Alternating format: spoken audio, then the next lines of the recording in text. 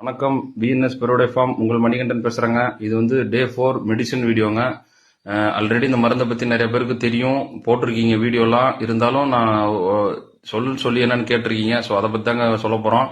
ஒன்றும் இல்லைங்க, அல்பமாறு இல்லைன்னா பப்பாளி பழம் ரெண்டுல எது வேணாலும் யூஸ் பண்ணிக்கலாங்க குடல் புழு நீக்கிறதுக்கு. ஏன்னு பார்த்தீங்கன்னா நிறைய பேர் மெடிசன் கொடுக்குறீங்க, அதாவது இன்ஜெக்ஷன் டேப்லெட் கொடுத்தும் ரிசல்ட் இல்லைன்னு. அதுக்கு என்ன காரணம் பார்த்தீங்கன்னா, ஃபர்ஸ்ட் அது கொடுக்கறதுக்கு முன்னாடி குடல் புழு நீக்கிட்டு அப்புறம் கொடுத்து பாருங்க, ரிசல்ட் நல்லாவே கேட்கும். அதே மாதிரி தீவனம் போட்டும் அந்த வயசுக்கு ஏற்ற வெயிட் இல்லைன்னா கோழி வந்து வெயிட் ஏற மாட்டேங்குது அப்படின்னு சொல்றீங்க, அதுக்கும் ப்ராப்பரா குடல் புழு நீக்கணுங்க 2 மாசத்துக்கு ஒரு வாட்டி. எப்படின்னு பார்த்தீங்கன்னா, 1 கிலோக்கு மேலே உள்ள கோழிங்களுக்கு 1 ml அல்பமாரை வெறும் வயிற்றுல காலையில் கொடுத்துருங்க. ஒரு 3 மணி நேரம் 4 மணி நேரத்துக்கு தண்ணி தீவனம் வைக்காம வச்சுட்டு அப்புறம் யூஸ் பண்ணி பாருங்க, நல்ல ரிசல்ட் இருக்கும். ஆனால் என்னோட எக்ஸ்பீரியன்ஸில் என்ன சொல்றேன்னு பார்த்தீங்கன்னா, நான் நைட்டு ஒரு 8 மணி 9 மணிக்கு தாங்க நான் யூஸ் பண்றேன். ஏன்னு கேட்டிங்கன்னா, தீவனம்லாம் எடுத்துட்டு தண்ணி தீங்காம இருக்குங்க. நைட்டு ஒரு 8 மணி நேரம் கணக்கு வச்சிங்கன்னா நைட்ல கொடுக்கறதுனால நல்லாவே ரிசல்ட் இருக்குங்க. அந்த மாதிரி யூஸ் பண்ணி தாங்க நான் பார்க்குறேன். என்னோட கோழிங்க நல்லாவே வெயிட் கெயின் ஆயிருக்கு, நல்லா ஆக்டிவா இருக்குங்க, நோய் இல்லாமல்.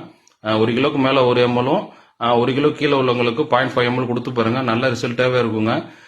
நான் லாஸ்ட்ல இந்த அல்பமாரோட போட்டோ அட்டாச் பண்றேங்க. இன்னொரு குடல் புழு நீக்கிறது வந்து தண்ணியில கலந்து வைக்கிற ஒரு மருந்து இருக்குங்க. அதை வந்து இன்னொரு வீடியோல அதை பத்தி தெளிவா எவ்வளவு டோசேஜ் எப்படி யூஸ் பண்றது, நல்ல ரிசல்ட் எப்படி இருக்கும்னு சொல்லி அந்த வீடியோ போடுறேங்க.